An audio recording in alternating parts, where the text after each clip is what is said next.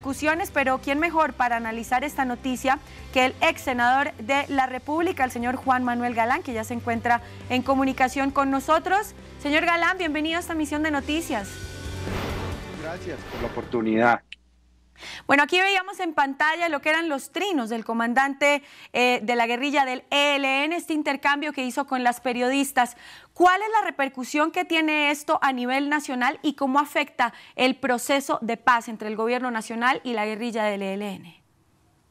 Bueno, lo que hemos estado viendo en los últimos meses los colombianos, desde que inició este proceso de paz o de diálogos con el ELN, es que el ELN parece aprovechar todas estas negociaciones y estos diálogos para fortalecerse, más que para tener una verdadera voluntad de paz que conduzcan, que entreguen las armas y a que se desmovilicen. Los hechos que hemos conocido recientemente en los últimos días, el asesinato de estos soldados que no estaban haciendo operaciones ofensivas, sino que estaban prestando seguridad en una zona del país, que fueron cobardemente asesinados por el ELN, los ataques a la infraestructura petrolera en Arauca y los derrames y daños ambientales que esto causa, el fotografiarse con niños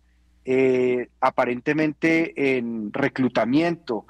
el hecho de amenazar también a periodistas como Vicky Dávila y María Alejandra Villamizar, que pues están cumpliendo con su trabajo de informar y de tener una postura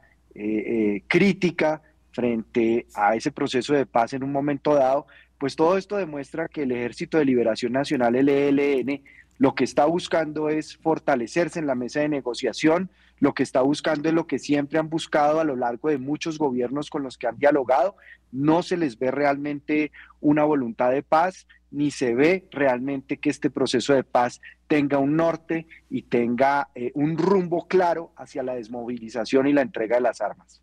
Bueno, la chispa que detonó todo este problema en Twitter, estas amenazas y lo que está pasando ahora con la cuenta ya suspendida del comandante del ELN, fue una simple frase de la periodista Villamizar, y es que el ELN ya es viejo, que apunta al tema de que ya es obsoleto. Los colombianos estamos cansados del conflicto armado en Colombia. ¿Por qué el ELN parece no tener una voluntad clara de paz? ¿Qué les falta? ¿Qué quieren? ¿Qué esperan para poder ceder este conflicto que lleva tantos años?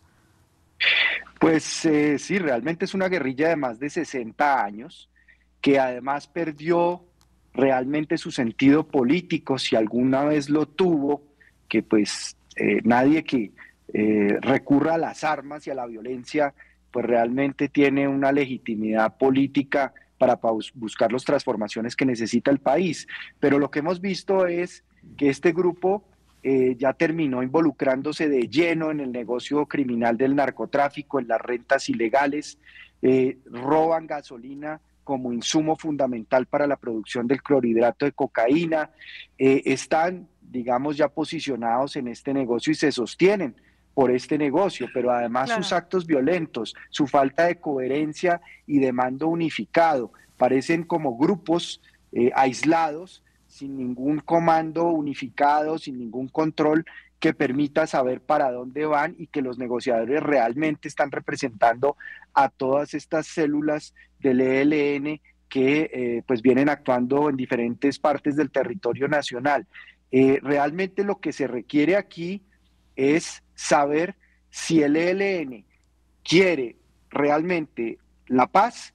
quiere avanzar hacia desmovilizarse, entregar las armas, o si simplemente está usando estos diálogos y esta mesa de negociación con el gobierno de Gustavo Petro, como han usado las anteriores con los sucesivos gobiernos, para fortalecerse simplemente y para cometer actos criminales, como estamos viendo los colombianos en estas últimas semanas, que es lo que ha pasado con el ELN. Uno de los trinos del comandante García decía: los dolores duelen igual en ambas partes, por eso debemos respetarnos. Esa era la primera parte del tuit. Hay una cosa que quiero preguntarle en su sincera opinión y en su análisis político de este conflicto, ya que usted está tan cercano y tan familiarizado a cómo se comportan estos grupos, y es el tema de la victimización.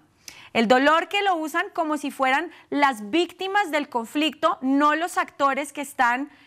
digamos que, alargando el conflicto. ¿Cómo se ve esto? Primero, a los ojos internacionales y segundo, a ojos oficiales del gobierno en medio de un marco de una negociación.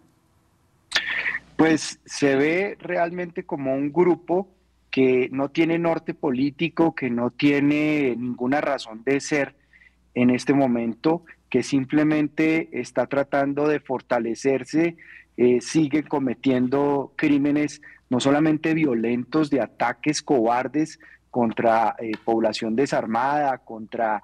soldados que estaban dentro del marco de un cese al fuego realmente que ha sido unilateral, porque el cese al fuego decretado por el gobierno y supuestamente acordado con el ELN, pues ha sido realmente unilateral. Son las fuerzas militares que en este momento se han visto debilitadas por la salida de más de 50 generales de las fuerzas de policía, ejército, fuerza aérea, armada,